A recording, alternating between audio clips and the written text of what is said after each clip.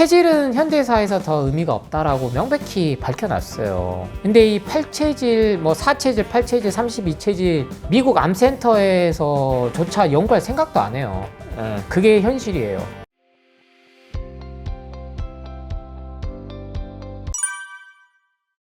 안녕하세요. 채소과일식 저자 조승우 한약사입니다. 저는 현재 목포에서 한약 전문 약국인 예방원 한약국을 운영 중에 있습니다. 만나서 반갑습니다. 이렇게 인사를 계속 드리고 있습니다. 대쉬는 채소과일식은 실제로 공격을 아무도 하지 않아요. 서양에서는. 근데 이상하게 유독 우리나라만 뭐 채소과일 섞어 먹으면 안 된다, 과일 먹으면 당 수치가 올라간다, 지방간이 많은다, 그러니까 이런 것들은 더 이상 불안해하지 않으셔도 될 것 같아요. 제 영상들을 많이 보신 분들이라면. 그러면 이 지중해식 식단이 또 각광받고 있어요. 최근에 다시 또 유행하고 있어요. 이게 상당히 오래됐음에도 불구하고 그 이면에는 바로 이 오일 장사하는 겁니다. 즉 기름을 판다는 건데 대표적으로 올리브 오일이죠. 근데 지중해 하면은 뭐 남부 프랑스, 남부 이탈리아, 그리고 그리스가 가장 대표적입니다. 그래서 거기에 사는 서양인들이 북미나 남미 쪽은 육류 소비가 많아서 심장마비라든지 뇌혈관 질환이라든지 여러 가지 질병들이 발생하는데, 이쪽 지중해 쪽을 보니까 치매도 별로 없고 심장마비율도 별로 없고 그 사망률이 낮은 게 왜지 하고 들여봤더니 먹는 거구나, 이렇게 관점이 들어가서 관심이 많아진 거였거든요. 특별한 건 없어요. 이분들 먹는 식단에 채소 과일이 위주입니다. 그리고 동물성 식품은 아주 비율이 낮아요. 근데 특이점을 찾아보니까 올리브 오일을 많이 먹더라는 거예요. 그런데 이거를 놓치지 않죠. 물건 파는 규제들은 이런 걸 놓치지 않아요. 우리나라만큼 EU에 엑스트라 버진 오일, 뭐 퓨어 오일 해서 각종 오일들, 지금은 홈쇼핑에서조차도 외국에서 뭐 어디산, 독일산, 네덜란드산, 이름도 어려워요. 별별 오일들을 다 이제 팔기 시작한 겁니다. 그런데 지중해식 식단 하시는 분들은요, 핵심이요, 잘 알려지지 않은 사실은 그분들은 식사를 하시고 꼭 1시간에서 2시간은 걷습니다. 그러니까 거기가 정말 뭐 여행해 보신 분도 있고 TV에서 보신 분들도 있겠지만 해안이 바로 앞에 정말 무슨 그림 같은 그런 환경이 돼 있긴 해요. 그러니까 밥도 천천히 먹지만 햇빛 쐬면서 1시간에서 2시간을 거닌다는 거는 그만큼 삶에 여유가 있다는 거예요. 그러니까 그런 게 모든 게 복합적으로 돼서, 즉 스트레스 없는 마음이 편안한 상태가 돼서 여러 가지 지표가 낮아졌게 나온 거지, 그 키워드가 올리브 오일이 아니란 겁니다. 이 올리브 오일을 그나마 드레싱, 즉 샐러드에 그냥 뿌려서 먹으면 난데, 지금 우리나라에는 열풍이 불어가지고 그냥 식용유 대신도 올리브 오일을 써요.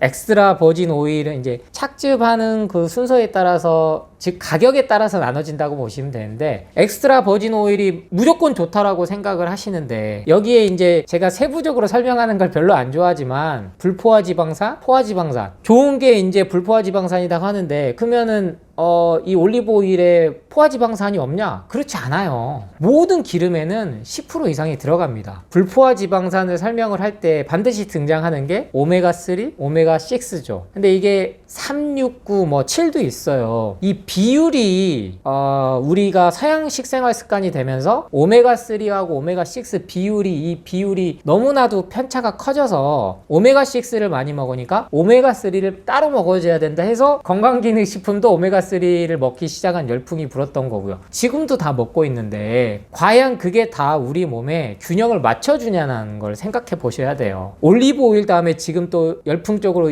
느는 게 하나가 아보카도 오일이거든요. 근데 이 아보카도는요, 정확히 말씀드립니다, 근거 데이터가 없어요. 오랫동안 이게 먹어왔던 게 아니고 최근 들어서 이렇게 활발하게 된 거라서 근 10년 내에 이게 확실한 임상적인 효과가 있다라고 나오려면 10만 명 이상의 대규모 실험이 들어가야 되는데 그런 것들은 없고, 되려 포화지방산이 높으니까 하루에 2개 이상 먹으면 안 된다라고 권고가 깔려 있어요. 제가 항상 말씀드리잖아요. 가공식품을 안 한 상태에서 유일하게 채소 과일식만이 일일 권장 제한량, 즉 몇 개 얼마 이상 먹으면 안 된다가 없어요. 이상은 먹어야 된다는 건 있죠. 대쉬라는 식단에서 보면 채소 과일은 이 정도에서 몇 접시 이상은 먹어야 된다. 근데 얼마까지만 먹어야 된다는 없는 게 유일하게 살아있는 음식이란 말이에요. 근데 아보카도는 이미 포화지방산이 이게 분명히 또 나쁜 부작용이 있기 때문에 하루에 2개까지만 먹도록 권고를 하는 논문이 등장할 정도로 부작용이 밝혀졌단 말이에요. 그런데 지중해 식단이 좋으니까 올리브오일 먹어야 된다, 오메가3 먹어야 된다, 여기다 아보카도 오일도까지 먹는다. 그러니까 많은 질문 저한테 주시죠. 하루에 뭐 한 스푼씩 참기름, 들기름, 말 그대로 생기름 먹는데 이게 암 환자들 특히 이게 좋다고 하니까 저는요 절대 권하지 않습니다. 이미 채소 과일만으로도 충분히 오메가6, 오메가3 그리고 오메가9 이거를 복잡하게 제가 무슨 이중결합 구조에 따라서 우리 몸에서 어떻게 바뀐다라고 설명할 필요가 없어요. 자연에서 온 그대로 다 섭취를 할 때 이게 조화가 되지, 이 균형이 무너지면요 반드시 아픈 거예요. 그래서 지난 한 20년 넘었거든요, 우리나라 국민들이 오메가3 먹기 시작한 지가요. 근데 비만이 더 늘었잖아요. 심장마비 환자 더 늘었어요. 고혈압 환자 줄지 않았어요. 고지혈증 처방약 갈수록 더합니다. 뭔가가 이거는 그러면 문제가 있다라는 거예요. 다시 트렌드가 지금 기름을 팔기 시작했다. 이거를 무슨 과학적으로만 접근해서 가장 우리가 평소에 많이 먹어야 되는 게 올리브오일이다, 엑스트라 버진이다, 뭐 그나마 아니 그러면 돈 없는 사람들은 퓨어오일 먹고 밑에 뭐 착즙 고온에서 착즙한 거 먹고 그런 거잖아요. 이거 얼마나 슬퍼요. 지중해식 식단이 좋다고 해서 따라가 보면 대부분이 올리브오일이나 아보카도 오일이나 오일 종류들을 찾아서 드시는데 그러지 마라. 그런데 쓸 돈으로 차라리 유기농 채소 과일을 사 드시는 게 맞다. 제가 그 요리 부분은 더 말씀을 많이 안 드려왔는데 제가 제일 기름 먹지 말라고 한 이유가 이 발연점 때문이에요. 즉 뭔가 태우기 시작하면서 연기가 나는 걸 발연점이라고 하는데, 그러면 이것도 뭐 180도 뭐 200도 230도 기름마다 발연점이 다 다르니까 이건 안전하다. 그 전에 이미 분자 구조가 변형이 됩니다. 열을 가하는 순간 올레산이든 알파올레산이든 리놀레산이든 모든 분자 구조들은 열을 가하는 순간에 이게 바뀌어요. 이것 자체가 심하게 바뀌었을 때 우리가 우려하는 바로 트랜스 지방이 되는 거거든요. 기름은 이제 산패가 된다 그러고 산화가 된다고 하고, 아무리 좋은 정말 좋은 추출해서 아니면 바로 착즙해서 만든 기름이어도 그 순간부터 산화 산패가 되는 건 막을 수가 없습니다. 근데 여기다가 식용유 대신 올리브 오일이 좋다고 하니까 그거를 막 볶아서 먹고 열을 가하고, 이게 그래서 대략 국민 건강을 해친다. 이러한 것들은 얘기하지 않고 무조건 좋으니까 먹어라. 그래서 지중해식 식단 따로 찾아 드시지 말고 그냥 우리가 평소에 먹을 수 있는 채소 과일이 가장 얼마나 싸요. 절대 채소 과일 비싸지 않아요. 그래서 치킨 한 마리 먹을 돈이면 겨울철이면 귤 10kg짜리 한 박스 살 수 있습니다. 2만 원이면. 그리고 뭐 외식할 돈 5만 원이면 사과 10kg짜리 한 박스 해서 한 달 동안 먹을 수가 있어요. 이렇게 돈을 쓰시고 올리브 오일 뭐 그런데 비싼 오일들 찾아서 절대 드시지 않기를 당부드립니다. 네, 제가 채소 과일식 하면은 정말 모든 게 좋아진다라고 정말 만병통치약이라고 하는 게 아니고 인간이 먹을 수 있는 유일한 음식이에요. 누차 강조드리지만 종교적인 거랑 과학적인 거는 분리하셔야 돼요.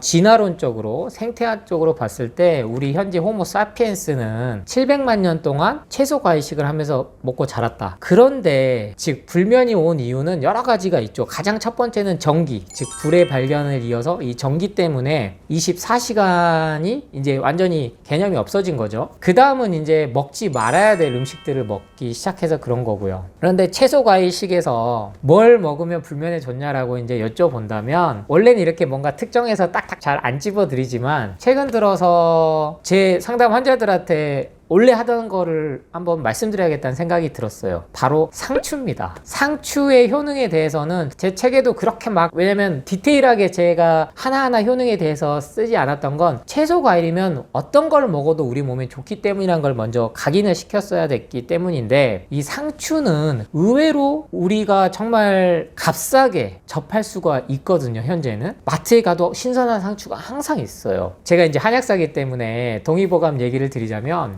상추가 약재로 들어가 있습니다. 그래서 와거, 상추라는 이제 한약재 명을 갖고 있고, 상추 씨는 와거자라고 이렇게 돼 있어요. 모든 채소 과일이 다 한약재죠, 실은. 왜냐면 약용으로 쓸 수 있었던 게 우리 전통 의학에서는 채소 과일에서 갖고 온기 때문에. 근데 그 중에서도 상추가 진정을 시키는 효능이 가장 뛰어났어요. 그렇게 기재를 했어요. 와, 그러면은 그 수천 년 동안 이거를 데이터를 기록해서 봤더니 왜 진정하고 진경시키는 작용이 뛰어나지 봤더니 현대 과학에서 밝혀낸 게 바로 이 성분을 락토카리움이라고 이름을 붙인 거예요. 이런 거 몰라도 됩니다, 실은. 근데 이 상추에 있는 줄기를 툭 뜯었을 때, 그리고 가장 밑에 뿌리를, 원래 상추 뿌리까지 보면은 이게 뿌리가 이렇게 생겼어요. 그래서 여기에서 이제 상추잎을 우리는 딴 것만 먹는 건데, 이 밑둥을 자르면은 흰색 액체가 우유처럼 뚝뚝뚝 떨어져요. 근데 그 성분이 락토카리움이라는 거죠. 이게 바로 진정 진경 작용이 있어서 수면을 돕는 다고, 거기까지 이제 밝혀진 겁니다. 그래서 왜 학창시절 때 상추 먹으면은 잠 오니까 특히 수험생들, 고3 수험생들한테는 상추 먹지 말라고 막 이런 얘기도 하는데, 저 같은 경우는 근데 의외로 상추 먹고도 그 잠이 전혀 영향이 없었거든요. 그러니까 그게 또 다 다른 거예요, 실은. 하지만 상추를 제가 추천드리는 이유는 효능이 너무나 많기 때문이에요. 지금 우리가 종합 비타민으로 먹는 모든 게 상추에 들어가 있습니다. 비타민 A, B, K, 무기질, 린, 칼슘, 칼륨, 모든 미네랄이 상추에 들어가 있어요. 그리고 가장 좋은 거는 수분 함량이 90%가 넘어요. 제가 보통 살아있는 채소 과일이, 즉 수분이 70% 이상인 음식이 살아있는 거다 정의를 내리고, 왜 우리 인간도 수분이 70% 이상으로 구분이 돼 있어야 노화가 최대한 늦춰지는 거기 때문에. 근데 상추는 90%가 넘어요. 몇 개 안 되거든요. 그리고 이 락토카리움이 들어있는 채소가 상추랑 치커리밖에 없어요. 그래서 치커리는 이제 수입이 된 거지만 그것도 일상생활에서 많이 접할 수 있거든요. 상추는 불면에도 좋고, 그 다음 방금 말씀드린 영양소들이 골고루 다 있기 때문에 철분, 즉 빈혈 예방에도 좋고, 골다공증에도 좋고, 임산부들이 많이 먹으면 특히나 젖이 잘 나오게 하는 효과도 있어요. 그래서 상추씨로 차를 끓여서 이렇게 먹으면, 실은 젖이 정말 안 나오면 산모들 스트레스 받고 아이도 또 잘 못 먹고, 특별히 약이 없거든요. 양약을 써봤더니 그게 더 젖을 말리게 해버린다든지 부작용이 너무 많이 나와서 현재는 특별한 대체 약은 없어요. 그래서 임산부 중에 출산 후에 젖이 너무 안 돌고 안 나올 때는 이 상추씨를 한번 차로 드시는 것도 추천드립니다. 이 상추의 효능만 따지면 정말 많죠. 근데 우리가 잘 모르고, 고기 먹을 때조차도 알아서 상추하고 깻잎, 마늘이 세트로 부추까지 이렇게 나오는데도 고기만 드시는 분들이 있어요. 그래서 고기 드실 때는 반드시 상추를 많이 싸서 드시면 고기 소화에도 도움이 된다. 그래서 저는 상추를 보면은 이렇게 단일 성분만 뽑아서, 즉 영양제로 만드는 게 우리 몸에 아무런 효과가 없을 수밖에 없다는 거를, 당연하다는 거를 저는 생각해요. 상추는 한 번에 먹었으니까 이게 효과가 있지. 여기서 락토카리움을 추출해서 상용화 해보려고 했어요. 근데 안 되더라는 거예요. 그 효과가 안 나온다는 거죠. 이렇게 모든 영양소가 풍부하게 같이 돼 있는 걸 먹을 때 우리 몸도 흡수가 되고 배출이 되지, 비타민 K가 좋다더라 해서 그거만 뽑아서 써봤더니 그 효과가 안 나요. 그나마 비타민 C가 좋다 해서 해봤지만 효과가 있다라는 그 의학적 논문이 한 편도 아직도 안 나왔습니다. 상추는 종류가 조금 있어요. 그래서 우리가 흔히들 마트 가면 접할 수 있는 게 꽃상추랑 흑적상추라 그래서, 꽃상추는 우리가 보통 먹는 거고, 흑적상추는 좀 두껍고 색깔이 조금 거뭇빛해요. 특이한 거 로메인이라 그래서 이것도 이제 수입되어 온 거죠. 샐러드에 많이 들어가는 거예요. 우리가 직접 이렇게 쌈처럼 먹기는 접하기는 어렵고, 근데 많이 엄청 싸요. 그래서 햄버거 가게 가면 양상추 대신 이 로메인을 넣는 경우도 있습니다. 근데 이 로메인은 비타민 C가 몇 장만 먹어도 일일 권장 섭취량을 훨씬 뛰어넘는 것까지 밝혀졌거든요. 그러니까 굳이 몸에 얼마나 흡수될지도 모르고 배출이 안 돼서 몸에 독소로 작용하는 비타민 C 매일 챙겨 드시지 말고, 몸에도 좋은 게 확인이 된, 그리고 흡수와 배출도 잘 되는 이 상추를 일상생활에 좀 많이 접해 드셔라. 이거보다 더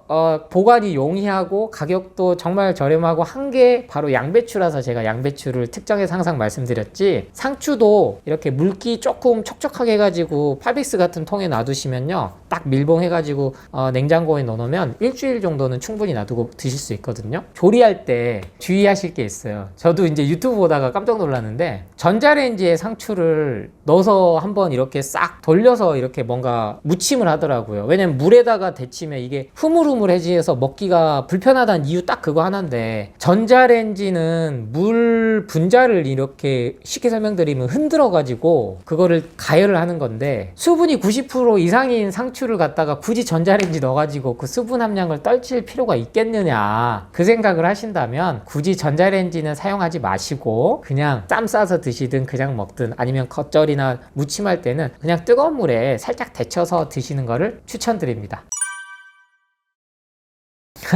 그래서 제가 뭐 특정 좋은 채소나 이런 것들을 말씀을 잘 안 드리는 이유가 그거예요. 왜냐면 방송이나 이런 뭐 유튜브나 이런 데서 뭐가 좋다 아니면 뭐가 안 좋다 하면요, 아예 그거를 접해버리지가 않든지 아니면 엄청 많이 먹든지. 그래서 상추가 또 락토카리움이 좋다 그러면 이 즙만 막 짜내가지고 불면 있으신 분들 그렇게라도 드시고 싶거든요, 솔직히. 근데 그러시면 안 된다는 거예요. 그리고 제 사례도 말씀드렸듯이 아침에 먹었다고 해서 졸리지 않는 경우도 있어요. 그러니까 핵심은 진정진경, 즉 마음을 안정시켜 주는 거. 이게 이제 한의학적으로 막 설명이 들어가면 심장에 열을 내려주고 또 상추가 무슨 찬성질이 있다? 저는 근데 이렇게 설명을 절대 안 드리는 거예요. 자꾸 말씀드리자, 외국 사람들한테 상추가 찬성질이 있으니까 여름에 더울 때 많이 먹고 겨울엔 먹지 마, 이렇게 접근하고, 뭐 태양이 있는 하여튼 좋고 뭐 소음이 있는 찬 기운이 있어서 수족냉증이 있으신 분들은 상추 많이 먹으면 안 돼, 이렇게 음식을 갖다가 접근해서는 안 된다는 거예요. 그거에 체질에 한번 갇혀버리면 아무리 좋다는 것도요 안 먹게 되고요, 아무리 몸에 좋다고 하지만 이미 이거는 내 체질엔 안 맞다라고 고정관념, 선입견, 프레임이 딱 갖춰진 순간에 내 몸에선 그렇게 작용을 합니다. 그렇기 때문에 상추가 이제 불면에 도움을 줄 수는 있으나 이거를 과하게 먹었다고 아니면은 또 효능이 없다고 해서 이게 나쁜 것도 아니고 어느 정도 시간이 걸리는 거죠. 신경안전제나 수면유도제를 먹었다고 해서 딱 잠이 와버리면 얼마나 좋겠어요. 근데 그러면 반드시 몸에 부작용이 생겨요. 채소 과일이 몸에 부작용이 없는 건 서서히 몸을 바꿔 나가주기 때문입니다. 뭐 상추만 계속 먹을 필요도 없는 거고 아침에 상추 먹었다고 해서 절대 졸릴 일도 없고 하기 때문에 그러한 것들, 모 아니면 도 아니면 흑백 논리, 이렇게 이분법적인 정보들이 지금은 너무 많단 말이에요. 몸에 좋으니까 먹어라, 몸에 나쁘니까 먹지 마라. 채소 과일만큼은 그런 식으로 접근을 하시면 안 된다. 그래서 아침에 드셔도 무방하고요, 저녁에 드셔도 잠이 내가 이건 먹었으니까 잘 잘 거야, 그렇게 마음을 편하게 가져주시면 된다. 즉 모든 것은 마음먹기에 달렸다라는 거를 꼭 염두에 두시기 바랍니다. 당뇨, 정말 공포불안 마케팅의 핵심 중 하나입니다. 혈당, 즉 혈액 내 포도당 수치로 모든 거를 이제 칼로리에서요, 저는 이 혈당으로 넘어왔다는 느낌이 들어요. 최근에. 전에는 칼로리 몇 칼로리 해서 이걸로 식단 제한하고 아니면 이 칼로리 넘은 건 먹으면 안 돼, 이렇게 뭔가 조종하고 세뇌하던 시기가 있었어요. 아직도 남아있는데 가만히 홈쇼핑이나 이런 건강 프로 보면 이제 칼로리는요, 제 얘기대로 거의 이제 씨알이 안 먹히니까 들어가고, 대신 뭘 강조하냐? 혈당을 강조해요. 혈당 수치. 공복 혈당은 100, 뭐 먹었을 때 식후 혈당은 150, 그리고 뭐 200이 데드라인, 마치 200 넘으면 무슨 큰일 날 것처럼 그걸 이제 혈당 스파이크처럼. 그래서 과일이 엄청 공격을 받는데, 그래서 당뇨 환자들이 먹지 말아야 될 음식으로 과일을 꼽는단 말이에요. 뭐 사과부터 해서 수박, 달달한 뭐 멜론 이런 것들. 근데 그렇지 않다. 누차 말씀드리지만 채소 과일이 우리 인간을 공격하고 혈당을 올리고 그랬으면 진즉에 우리는 멸종했다. 가공식품을 먼저 끊어야 됩니다. 가공식품을. 당뇨 환자들은 무조건 죽은 음식부터 끊으시면 되는데, 제가 항상 강조드리는 게 죽은 음식에 다 들어가는 게 뭐다? 설탕, 덱스트린, 견성 전분, 옥수수 전분조차도 비싸니까, 설탕조차도 비싸니까 만들어낸 덱스트린. 이 덱스트린 들어간 건 다 들어가 있어요. 과자부터 해서 뭐 빵, 이게 뭐 또 덱스틴이 안 좋다고 하니까 뭐 자일리톨 뭐 이런 식으로 또 확 그 인공 감미료로 또 대체를 하지만 대체가 이거는 다 어차피 다 안 좋은 겁니다. 당뇨 환자들한테 어떤 병원 의사분들은 인공 감미료를 뭐 스테비아라든지 사카린이라든지 이런 걸 대체하신 경우도 있는데, 그런 거에서부터 벗어나셔야 돼요. 인공 감미료, 설탕부터 해서 싹 벗어나셔야 되고, 두 번째는 튀긴 음식 절대 드시면 안 돼요. 당연히 치킨이 여기 들어갈 테고 라면도 마찬가지고. 근데 이 먹어본 입맛 때문에 생각만 해도 군침이 돌아요, 실은. 아예 안 먹어본 모르지만 한번 먹어보면은 이거 끊기가 어렵다는, 그 정도로 중독이 심하거든요. 그럼 이런 게 치킨 먹고 혈당을 쟀다고 해서 200이 안 넘는다고 해서 이게 몸에 얼마나, 이게 우리 인간이 처음 먹어보면 혈당이 반응할지도 못할 정도로 이건 죽은 음식이라는 거예요. 우리 몸에서 식별을 못 한다는 거거든요. 이거 먹어보고 이건 혈당이 안정돼 있으니까 뭐 당뇨 환자들을 위해서 나온 그런 뭐 가공식품조차도 혈당이 안정되니까 이거 몸에 좋다, 이렇게 착각해서 간다는 거죠. 설탕, 그 다음 튀긴 음식, 마지막은 밀가루. 그러니까 같은 맥락이에요. 당뇨 환자들은 여기서부터 다 벗어나셔야, 이 세 가지에서는 끊으셔야 채소 과일식으로 하셔도 당뇨가 안정이 되지. 경험이 없어요, 실은요. 의사분들은요, 인슐린 환자, 즉 인슐린까지 투여하는 환자들한테요, 인슐린 안 맞고 채소 과일식 먹게끔 할 수가 없어요. 그건 전 이해해요. 왜냐면 책임을 질 수가 없으니까. 그리고 그렇게 해서 완치시켜본 경험이 없으면요, 그건 어려워요, 실은요. 근데 인슐린 주사 맞고도 혈당이 400, 500 유지되시는 특히 남성분들 많거든요. 술, 담배 하시고 매일 치킨 먹고 야식 먹고. 근데 그분들이 실제 제 환자들 중에는 식생활 습관이 먼저 개선되면 인슐린 주사 없이도 채소 과일식으로 개선이 되더라는 거예요. 그러니까 반드시 당뇨가 있으시다면, 특히나 내가 당뇨약을 먹는 걸 떠나서 인슐린 주사까지 맞고 있는데도 불구하고 고기를 많이 먹고 있다, 육류 즉 동물성 식품을 많이 먹는다, 췌장이잖아요. 인슐린을 호르몬 생산을 해주고 혈당 조절을 해주는 기능이 췌장인데, 얘네들이 탄수화물, 단백질, 지방 모든 소화 요소가 나오기 때문에 고기를 매일 먹으면 당연히 혈당 조절이 안 돼요. 그러니까 제가 먼저 말씀드린 설탕, 튀긴 음식, 밀가루, 이거는 죽은 음식, 가공식품이기 때문에 드시지 말라고 한 거고, 그 다음은 이 동물성 식품,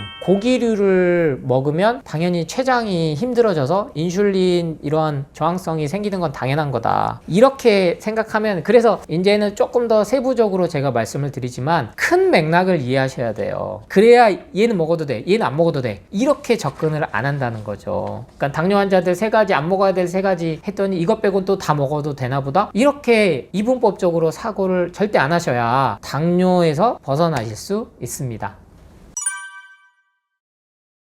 당뇨에 좋은 음식은 당연히 살아있는 음식이죠. 당연히. 그래서 과일이, 실제 당을 제가 급격히 올리지 않는다 얘기해도요, 정상이 120, 150으로 보면요 200까지도 오르거든요. 사과 드시고 바나나 드시고 아니면 파인애플 드시고 수박 드시면 몸이 안 좋으신 분들은요 300까지도 올라요. 실제 당뇨 환자들 중에 병원에서 인슐린 맞게 했는데 나는 인슐린 안 맞아, 특히 젊으신 분들. 근데 진짜 웃긴 게 뭔지 아세요? 1형 당뇨, 2형 당뇨 이렇게 나뉘어져 있는데, 이거는 쉽게 설명드리면 인슐린이 아예 안 나오는 거, 아니면 인슐린이 제대로 조절이 안 되는 거, 그렇게 생각하시면 되는데, 이 췌장에 인슐린이 계속 나온지 안 나온지조차 병원에서 명확하게 검사해서 결과가 안 나와요, 현재 의학 수준이. 왜 그러냐면 우리 몸은, 특히 췌장이라는 거는 그 하나의 기능으로 끝나는 게 아니에요. 오장육부, 즉 머리부터 발끝까지 모든, 즉 평균 60조 개의 세포들이 같이 으쌰으쌰 해서 같이 몸이 좋아지는 건데, 그게 치유력인데, 어느 날 검사했더니 인슐린이 하나도 안 나와. 그래서 이 사람은 이제 1형인가?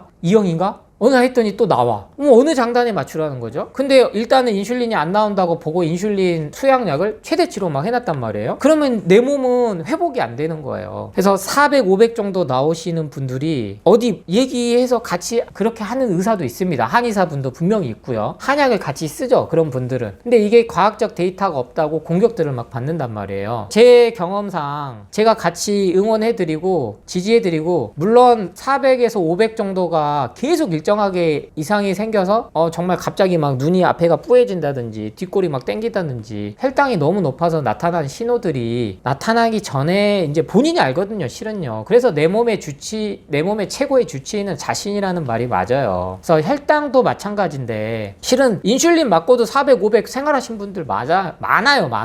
근데 인슐린 안 맞고 채소 과일식으로만 완전히 전환하시면요, 2주 정도 되면요 300까지 떨어집니다. 그 사이에 아무 일도 없어요. 근데 무슨 혈당 300 넘으면 운동만 해도 200에서 400 왔다 갔다 하는데요. 근데 혈당 스파이크 나면 당장에 무슨 염증이 우리 혈관 공격해가지고 죽을 것처럼 공포를 심어주니까 벌벌벌 떨어서 사과 4분의 1쪽 먹고 복숭아는 먹을 생각도 못하고, 가공식품부터 철저하게 제한하고 몸이 2주에서 4주 정도면요 놀랍게도 300에서 200 정도까지 과일을 먹어도 떨어져요, 몸이. 그게 몸이 자연 치유되는 회복하는 과정입니다. 이걸 겪으신 분들이 엄청 많아요. 근데 이게 마치 무슨 데이터가 안 쌓였으니까 과학적이지 않다, 의학적이지 않다, 대중요법이다 이렇게 치부하는데, 그러면 왜 외국의 그 유명한 암세타들은 암 환자들한테 다 채소과일식을 처방을 합니까? 식단으로. 혈당 스파이크 올리는데. 우리나라만 유독 지금 혈당을 올리는 게 과일이다, 혈당 스파이크 주범이다, 지방간까지 갖고 온다, 그 논리로 해서 결국에는 가공식품, 영양제 팔고 기능식품 팔고. 그래서 당뇨에 좋은 거는요, 저는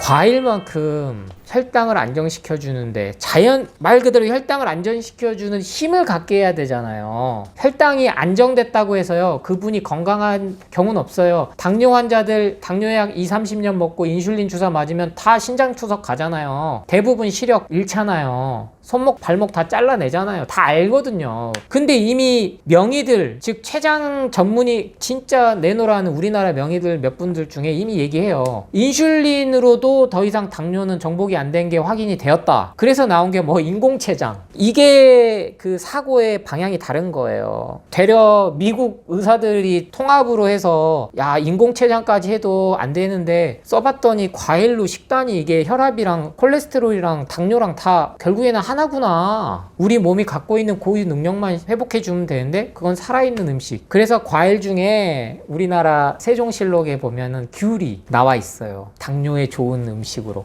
왜냐면 손꼽히는 우리 10,000원짜리에 있으신 세종대왕님, 그분이 당뇨가 있으셨거든요. 업무가 과하니까 당연히 그랬겠죠. 근데 그 당뇨를 소갈이라고 했는데 그거에 좋게 하는 게 귤이 좋아서 진상을 하는데, 제주도에서 이제 올리는데 많이 못 올려서 새알. 근데 우리는 지금 뭐 20,000원에 뭐 10kg 한 박스 사잖아요. 근데 왜 이 좋은 걸 천연의 당뇨 약을 놔두고, 근데 전제는 이겁니다. 가공식품을 완전히 제한하신 다음에 과일을 드셔야지. 그래서 의사분들이 쉽게 말을 못하는 것도 이해해요. 왜냐, 환자분들 대부분 가공식품 하면서 식후에 과일 드시거든요. 디저트로 아직도. 근데 우리 은퇴학교 그리고 제 영상을 오랫동안 시청하신 분들이라면 더 이상 과일은 식후 디저트로 먹을 때 문제가 됐던 거지, 실은 식후 디저트로 먹었을 때 과일이 문제가 된 게 아니고 앞에 먹은 가공식품이 문제인 거예요. 채소 과일 같이 섞어 먹어도 아무 문제 없습니다. 앞에 가공식품 먹고 과일 먹었으니까 과일이 이제 또 부패가 빨리 돼서 거기서 이제 문제가 생겼던 거지. 그래서 당뇨에 제일 좋은 거는 공복에 먹는, 그러니까 주식을 아예 채소 과일식으로 해보시면 2주에서 4주면요 저랑 상담 안 하시고도 제 책 읽고 이 영상 보고 실천하셔서 댓글로 이미 많은 분들이 너무나 달아주고 계세요. 당뇨 약에서 벗어났다, 고지혈증 약에서 벗어났다, 고혈압 약에서 벗어났다. 진짜 근데 심하시다, 내가 상태가 이거는 어렵다 하신 분들은 제가 말씀드리잖아요. 주치의 찾아가서 상의 보면서 수치 검사하면서 그렇게 안전하게 하시면 돼요. 근데 그걸 갖다가 무슨 폭탄을 넣어요? 펄쩍 뛰는 의사분들 딴 데 가세요. 다른 데로. 내 돈 내고 나한테 맞는 의사, 당신은 저기 혈액 검사해서 나한테 내가 당화혈색소 3개월 6개월마다 해서 이상 있는지 없는지만 객관적 데이터 수치만 주세요, 이러면 되지. 그러니까 믿고 그 모든 걸 털어놓을 수가 없으면요 내 식생활 습관은 말씀하지 마시고 그렇게 그냥 혈액 검사 결과로만 3개월 6개월 하시면요 그거는 그 누구도 대신 선택해 줄 수 있는 문제가 아니에요. 그렇기 때문에 꼭 이 책임 여부를 떠나서 저는 이러한 방법도 있고 이것밖에 없다. 인공췌장 달 거 아니면 인공췌장도 지금 인제 연구 단계인데 하루라도 빨리 특히 20, 30대가 지금 너무 많이 생겼어요. 당뇨 환자들이 고기를 너무 많이 먹어서 그래요. 고기를 췌장을 너무나 힘들게 해서 그렇기 때문에 한약조차도 먹을 필요 없다. 반드시 당뇨에 좋은 것은 살아있는 채소 과일 그걸로 시작해 보시기 바랍니다.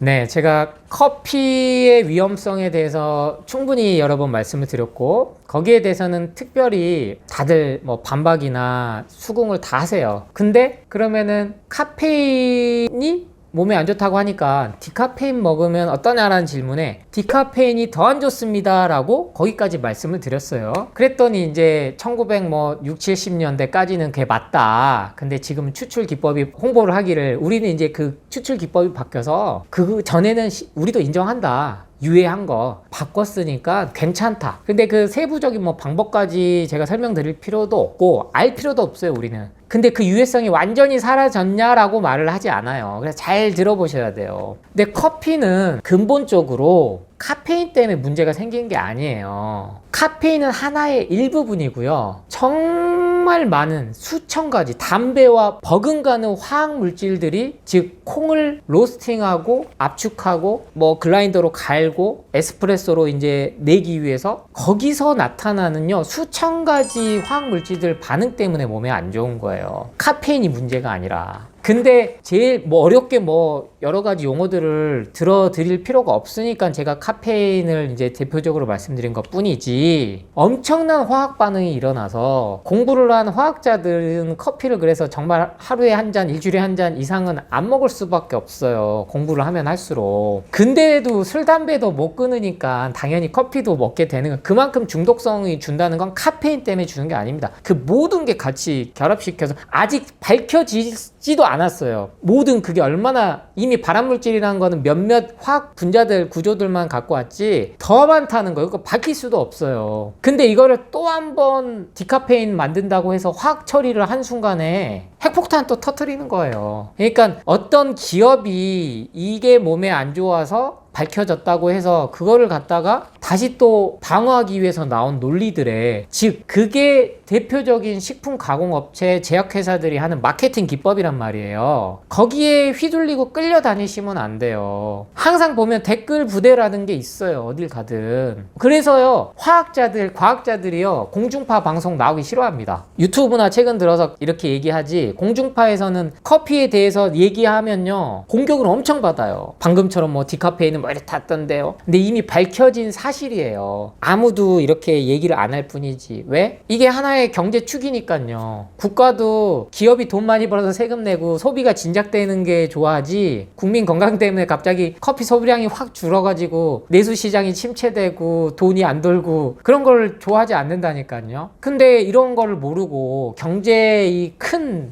이걸 제가 그래서 자본주의 논리라고 얘기하는 거예요. 상업주의 이걸 제가 비난하는 게 아니에요. 이거는 당연한 거니까요. 다만 올바른 정보를 균등하게 줘야 소비자는 선택을 할 거고 저는 다들 커피 좋은 점만 얘기를 해주니까 실은 이래 이미 밝혀졌어. 디카페인 더 안 좋아. 그럼 선택해. 이래도 먹을 거야? 이건 본인 자유죠. 술, 담배도 먹는데 분명히 말씀드리지만 커피는 발암물질로 지정이 될 수밖에 없다. 디카페인은 그럼 더더욱 안 좋다. 추출 공법이 어떤데 저떤데 그런 게 휘둘리지 마셔라. 그거는 누군가 팔기 위해서 나를 현혹시킨다. 네.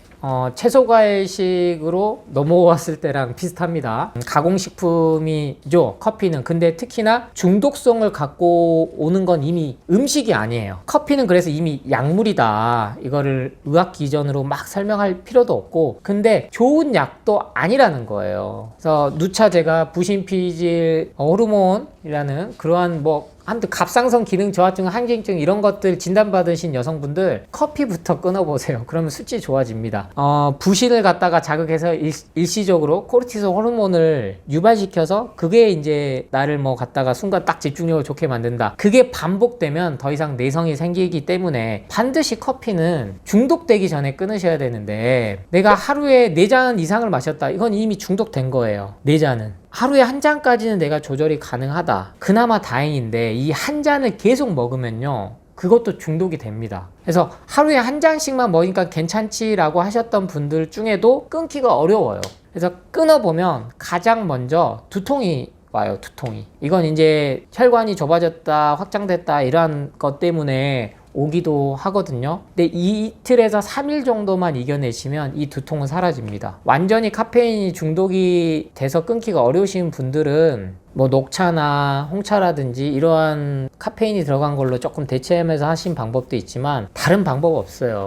이 이틀에서 3일 정도 아니면 길게는 일주일 정도 걸리는데 두통이라든지 아니면은 간혹 피부 발진이라든지 두드러기, 왜냐면 독소가 배출되는 과정이 생기거든요. 이 증상만 이겨내시면 반드시 몸은 회복하기 때문에 의외로 빨리 또 이겨내시거든요. 그래서 채소 과일식을 같이 해주면서, 그래서 제가 과일 주스로 대체를 하셔라 이렇게 말씀을 드렸는데, 제 독자들이 이제 많이 오신 우리 채소 과일식 카페에 오시면 이 커피 끊기 챌린지를 그래서 개설을 해놨어요. 혼자서는 하시기 어렵지만 같이 모이면 사진 찍어서 오늘은 커피 대신 차 이거 마셨어요, 뭐 캐모마일 마셨어요, 녹차 마셨어요, 허브티 마셨어요, 이렇게 같이 하면은 금방 끊기가 쉬워요. 순수하게 정말 가공식품에서 벗어나서 채소 과일식으로 자연치유할 수 있는 방법이 얼마든지 있다는 게 눈으로 와서 확인해 보시면 더 이상 불안해하거나, 특히나 나 혼자가 아니거든요. 같이 뭔가 즉 전우회처럼 동질감 느끼고 같이 나가는 누군가가 있다는 게 큰 힘이 됩니다. 그래서 커피 끊으실 때는 주위에 많이 일단 알리세요. 나 일단은 커피 그만 먹을 거다. 그래야 커피를 권하지도 않고, 일단은 커피 향을 최대한 멀리 피하시는 게 첫 번째이기 때문에 동료들, 진짜 직장인들 그냥 이게 루틴이에요. 점심 드시면 커피숍 가서 1,000원짜리가 됐든 2,000원짜리가 됐든 그냥 이게 무의식적으로 나는 습관이거든요. 뭐 오후에 일해야지. 근데 절대 그게 각성 효과를 주지 않습니다. 그래서 그 커피만 차라리, 저는 그냥 물 드셔라, 물이 제일 좋다 그렇게 말씀을 드리지만, 차라리 허브티로 조금 돌리셔서 뭔가 맛있는 충족을 해 주신다거나, 아침이나 전날 저녁에 만들어 온 채소 과일 주스를 텀블러에 담아 오셔서 그거를 허기질 때, 그리고 조금 당이 떨어질 때, 그런 느낌이 들 때 커피 대신 드시기를 추천드립니다. 책에도 제가 체질은 현대사에서 더 의미가 없다라고 명백히 밝혀놨어요. 그 가장 첫 번째는 환경 호르몬 때문에 그렇다는 거예요. 제가 단순히 약대에서 양약만 전공한 소위 말한 양약사라면 이런 말을 하면은, 아니면 또 한의사분들은 기분 나쁠 수가 있겠죠. 네가 공부를 그 정도 해놓고서 무슨 사상 체질에 대해서 뭐 체질이 의미가 없다, 태양인 태양인, 소양인 소음인, 8체질 32체질 네가 공부나 해봤냐 이렇게 얘기하실 수도 있는데요. 현대 사회에선 너무나 동떨어졌어요. 진맥하는 게 해주는 기계도 나오고, 설진, 혀 상태를 보는 뭐 기계도 나오고, 통계니까요. 근데 이 8체질, 뭐 4체질, 8체질, 32체질 이거는요, 미국 암센터에서조차 연구할 생각도 안 해요. 그게 현실이에요. 우리 인류는 지금 동양 서양 나뉘었지만 결국엔 뿌리는 같아요. 이거를 몸이 기본적으로 나는 찬 체질이다, 뜨거운 체질이다 나눠가지고 여기에 맞는 음식을 갖다가 분류를 해줘 버리면 현대 사회에는 안 맞다는 거예요. 근데 이 500년 전에, 수천 년 전에 나온 사상 체질을 갖다가 수천 년이 흐른 지금에 와서까지도 특별히 아픈데 이유를 못 찾는다고 해서 당신은 진짜 뭐 이건 목 기운이 강해서 새 기운, 그래서 사과 먹으면 안 됩니다. 제가 웬만하면 한약 얘기 잘 안 하는 이유도 그거예요. 이 설득이 안 돼요, 설득이. 물론 제 예방원 오시는 상담에서 제가 직접 한약 조제하시는 분들한테는 어느 정도 설명드리지만, 왜 기본적으로 한약을 드셔오셨던 분도 있지만 처음 드시는 분들한테 그렇게 접근하면요, 가학화됐어요. 한약도 모든 게 의학 근거 중심의 선두주자가 일본에서는 한방이에요. 그러니까 미국으로 수출을 하죠. 미국 항암 의사들이 그러니까 한약을 쓰죠, 통합치료로. 근데 그분들이 이 환자는 몸이 차니까 이거는 안 돼, 이건 안 돼. 그래서 최소한 제 채소과일식 책에도 체질로 분류도 하지 않았고, 이 체질에는 이 음식이 안 맞다, 이 체질에는 이 음식이 좋다 라는 얘기조차 안 했어요. 대신에 하도 포드맵 높은 거 가지고, 양배추 가지고, 브로콜리 가지고, 이런 거 가지고 과민성 대장 증후군 가지고 그런 환자들, 크롬 환자들은 뭐 포드맵 높은 거, 그거는 과학적으로 어느 정도 데이터가 나와서 제가 그걸 언급했지. 근데 그것도요, 제일 맹점이 뭐냐면 가공식품 다 제한시켜 봤냐는 거예요. 그런 데이터가. 철저하게 채소과일식으로 생활화 시켜놓고 나서 포드맵이 높은 음식을 제한해야지. 안 해놓은 상태에서 채소과일식을 갖다가 포드맵이 높은 음식, 낮은 음식으로 분류해서 또 그렇게 한 거는 저는 똑같다고 봐요. 체질로, 사상체질로 8체질, 32체질 한의학에서 나눠가지고 하는 거랑 포드맵 높아서 이거는 나하고 맞고 안 맞고랑 한 거랑 똑같은 거라고 봐요. 아무런 지금 데이터 전체적인 근거가 없이 그냥 현재 단편적으로 나와서 채소 과일 먹지 마세요 이렇게 돼버린 거랑 똑같다고요. 이거는 제가 공부한 제 견해입니다. 제 결론이고, 우리 인류가 채소 과일식 먹고 누차 강조드리지만 여기까지 다 진화해 와서 특별히 나만 외계인이 아니란 얘기예요. 내 체질이 얼마나 특이해서 예민해서 서양 사람들하고 내가 얼마나 다르다고 해서 나만 그거 못 먹게 태어났냐? 말도 안 되는 소리라는 거예요. 채소과일까지 체질, 사상체질, 8체질, 32체질 접근 안 하셔도 됩니다. 인생이 남 누구 말 한마디에 끌려다니고 계셨다는 걸 자각하시라는 거예요. 도전해 보셔라. 먹고 이상하면 다른 과일 드시면 되는 거예요. 사과조차도 제가 먹고 이상하면은 다른 과일 드셔라 한다고요. 근데 사과는 그럴 확률이 정말 없어요. 위가 먼저 안 좋으면 바나나로 만들어 놓고 사과 드시라고 방법까지도 그래서 말씀을 여러 번 드린 거예요. 체질에 내가 뭔가가 나는 몸이 찬 체질이니까 채소과일 먹으면 안 돼. 이런 생각은 좀 버리시길 간곡히 부탁드립니다. 정말 마음이 아픕니다. 마음이 아파요. 저도 치킨을 너무너무 사랑했던, 아직도 댓글에 보면 치킨은 절대 못 끊어요 이렇게 하신 분들이 있어요. 그래서 아예 끊을 수 없습니다. 치킨은 정말로. 저도 이해해요. 그 튀긴 음식, 그 바삭함, 그 고유의 맛. 저도 1년에 한두 번은 그래서 먹습니다. 상반기 뭐 한 번, 하반기 한 번 이런 식으로. 예전에는 뭐 돈가스는 매일 먹었던 시절도 있고요. 치킨은 2, 3일에 한 번씩 먹었었어요. 20대, 뭐 30대 중반까지. 약대 들어가서도 치킨이랑 돈가스를 자주 먹었으니까요. 그 정도로 중독성이 강해요. 그런데 이 치킨은 아무도 발암물질이라고 얘기를 안 해요. 아무도. 그 얘기하기 겁나는 거죠. 건강에 이렇게 관심이 있으신 분 중에도 치킨은 건들지 마 이런 심리가 있다고요. 특히 우리 국민이 이 치맥 문화가 아주 발달한 선진 국가 중 유일한 나라예요. 그 선진국일수록 튀긴 음식을 안 먹거든요. 고급 음식을 먹는 거예요. 실은 고급 음식은 튀기지 않아요. 제가 감자튀김을 설명드릴 때 아크릴아마이드, 그리고 뭐 고기 태울 때 나오는 벤조피렌, 이런 성분은요 커피랑 마찬가지로 수천 가지 화학 물질들 중 대표적인, 그냥 우리가 일상생활에서 뉴스에서 하도 접하니까 나오는 거고, 치킨도요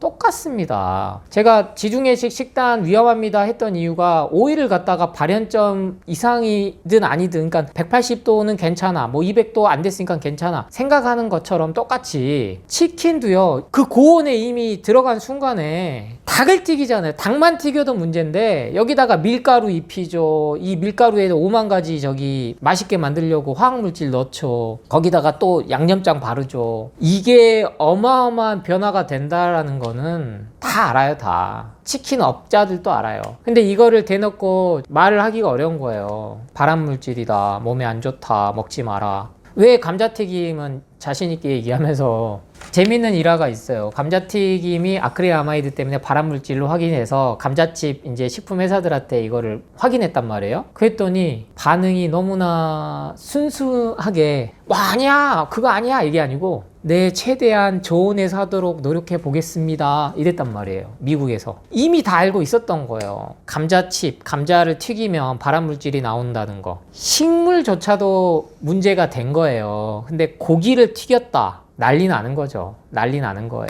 분자 구조, 화학 구조가 다르거든요. 그래서 동물성 식품을 암 환자들이 기본적으로 제한을 해야 된다고 하는 거예요. 그래서 최대한 좋은 건 삶아 먹었을 때 고온으로 가열하면 모든 분자 구조가 바뀝니다. 그래서 제가 산양류 단백질이든 우유든 뭐든 멸균, 살균 과정을 거치면 단백질, 즉 아미노산으로 흡수하기가 어려운 게 동물성 식품인데, 이거를 또 열을 가하고 굽고 태우고, 근데 이 가장 강력한 애가 튀긴 거란 말이에요. 그러니까 고구마 튀김도 안 좋죠. 아무튼 이 국민 정서를 건들지 않기 위해서 이렇게 유튜브조차도요 치킨 먹지 마라 하는 영상 찾기 어려우실걸요. 공중파는 더더욱 마찬가지고요. 근데 알고는 계셔야 돼요. 왜냐, 이게 왜 문제가 되냐면 10대, 20대 청소년들부터가 이 유해성을 인지를 못하고, 왜? 부모가 먹으니까. 부모님은요, 뭐 한 달에 한 번씩 먹을 수 있어요. 근데 아이들은요, 이 맛을 알아버리면요, 밖에서도 먹고, 친구들 만나도 먹고,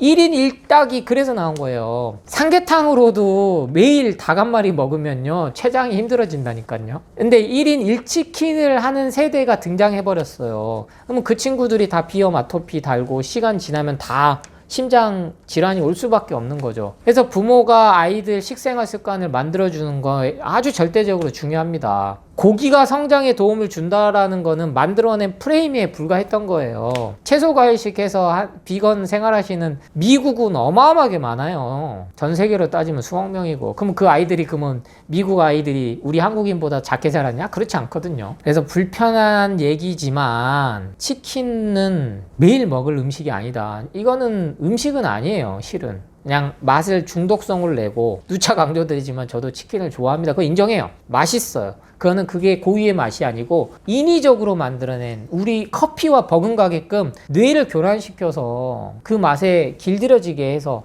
근데 화학자들은 다 얘기해요. 찾아보시면 교수님들은 치킨에 대해서는 먹으면 안 된다. 왜? 유해성이 밝히기도 어려울 정도로 화학 구조가 바뀐다. 근데 무슨 치킨이 아이들 건강에, 발육에, 성장에 도움이 되겠습니까? 그래서 다 큰 어른도 어른이지만 우리 자라나는 청소년들, 미취학 아동부터가 치킨을 제일 좋아한단 말이에요. 이 방송을 보시는 부모님들 중에 자녀나 손주가 있다면 잘 먹는 모습만 보고, 그 모습 보고 뿌듯해 하셔서 시켜달라는 대로 매일 시켜주시면요, 반드시 그 상응하는 대가가 따릅니다. 그거는 가장, 비염, 아토피는 당연한 거고 더 큰 질환들로 갈 수가 있기 때문에, 원인을 모르면 자가면역 질환이라고 지금 다 진단 내리거든요. 그럼 이 자가면역 질환 갖고 오는 게 다 결국 우리가 현재 과학기술로 밝혀내지 못하는 이 화학 분자 구조들을 갖고 오는 음식들인데, 그 대표적인 게 튀긴 거고, 그 중에 닭을 튀겨 먹는 거에 대표적인 치킨이 문제다. 대체할 걸 이제 구운 치킨을 말씀드렸던 건데, 오븐에서 구웠어도 아무튼 180도 이상에서 구워버리면 문제가 생긴다. 태우는 건 당연히 안 되고, 그래서 가급적이면 조온에서 120도에서 150도 이 선에서 뭔가 요리 마지노선을 정하셔야 된다라는 말씀을 드립니다. 지금 또 열풍 불고 있는 트렌드예요. 루테인이 한번 싹 빠졌다가 지아잔틴 꼭 추출해서. 네, 제가 상추 효능에 대해서 이번 인터뷰 편에서 언급드렸는데, 상추가 이 루테인 함량이 높아요. 그래서 눈이 건조하거나 황반변성 이런 것까지 예전에 몰랐겠습니다만은, 그 기록이 남겼다는 거는 수천 년 동안 데이터가 쌓였다는 거예요. 그래서 루테인 사드시지 마시고 상추를 차라리 드셔라. 그게 훨씬 더 우리 몸엔 좋다. 그래서 제가 건강기능식품을 계속 얘기할 때마다 강조드리잖아요. 건강에 도움을 줄 수도 있음. 이 문구가 모든 건강기능식품에 들어가야 그건 건강기능식품입니다. 근데 이 문구가 없으면 일반 가공식품, 지금은 일반 가공식품조차도 마치 건강기능식품처럼 혼란스럽게 해서 팔아요. 왜냐면 홈쇼핑에서 다 파니까. 그 대표적인 게 글루타치온, 그리고 콘드로이친, 상어 연구에서 뽑아온 거. 그거 식품 유형 따져보면은 다 일반 가공식품이에요. 산양류 단백질도 마찬가지고. 그럼 루테인, 지아잔틴이든 루테인에 관련된 거든 안과 의사분들조차도 음식으로 섭취하기를 권해요. 블루베리라든지 이러한, 결국엔 다 특정 과일을 찾아 먹을 필요가 없다는 거예요. 상추만 해도 우리 옆에 널린 거고, 루테인, 지아잔틴도 그 건강 정보들에 속으시면 안 돼요. 항상 황반변성에 대해서 설명하면서 공포 불안을 마케팅을 하는 거죠. 근데 거기에 이렇게 돼 있어요. 위 설명은 제품에 관한 설명이 아닌 일반 건강 정보입니다. 그러니까 혼용시켜 버리는 거죠. 마치 이 제품 먹으면 저런 질환들에 좋을 거다라고 착각시킨 거죠. 그래서 최근 들어서 다시 또 트렌드 중 하나예요. 콜라겐, 글루타치온, 콘드로이친, 루테인. 이거 먹어서 눈 좋아질 것 같으면 안경 다 벗어야 돼요. 효과 없다는 얘기예요. 효과 있는 논문 없어요. 제가 말씀드린 논문은 메타 분석에 의해서 의학적으로 저널에, 유수의 그 의사들이 다 인정하는 저널, 구글에 치면 다 나오거든요. 영어로 영문명 쓰면. 근데 그런 메타 분석했을 때 루테인, 지아잔틴 이게 의학적으로 도움을 준다는 연구 논문, 진짜 수준 높은 거. 누차 말씀드리지만 눈은 간하고 연결돼 있어요. 그래서 이미 이제 의학에서도 양방에서도 황달 증세가 온다? 그러면 간이 안 좋구나라고 바로 봅니다. 근데 간은 뭐에 안 좋아요? 뭐에 제일 취약해요? 화학첨가제. 처음 접하는 화학첨가제. 근데 루테인, 제아잔틴 뭐 아무리 그 단일 성분은 인정해요. 단일 성분은 그 효과가 있겠죠. 추출했을 때 우리 몸에 들어왔을 때 효과는 입증이 안 됐다니까요. 근데 상식적으로 반대로 우리 몸에 그런 단일 성분 화학 추출물들이 들어오면 뭐엔 안 좋겠다는 건 우리가 이제 알 수는 있잖아요. 간하고 콩팥엔 안 좋아요. 그 순간 그 콜라겐이든 비오틴이든 먹으면 피부가 순간 며칠간은 좋아지는 게 느껴질 수 있어요. 왜? 그게 일시적인 그 화학 성분이 가진 효과거든요. 화장품도 마찬가지고요. 샴푸도 마찬가지고요. 근데 이걸 장기간 복용했을 때는 누가 힘드냐? 간하고 콩팥이 힘들다는 거예요. 그러면 결국엔 간, 콩팥이 안 좋아지면 시력이 떨어지는 거는 이게 자연스러운 과학적인 사실이지. 장기간 먹었을 때 아무도 책임을 안 지잖아요. 뭐 얼마나 먹어야 되는지도 모르고. 왜? 루테인만 먹습니까? 오메가3 먹어, 콜라겐 먹어, 비타민 먹어, 수십 종류 막 먹어. 루테인 많이 먹었으면 다 안경 벗어야죠. 그 논리대로라면. 그런 도움도 안 되는 걸 왜 일부러 내 돈 주고 사서 드십니까? 그 돈으로 똑같이 몸에 좋다는 채소 과일 사 드셔라. 그러면 간, 콩팥이 좋아지면 눈도 당연히 좋아진다. 필요하면 약을 드셔야 되는 거지. 약이 아닌 걸로 가공식품으로 뭔가를 좋게 한다라는 그 틀에서 벗어나시기 바랍니다.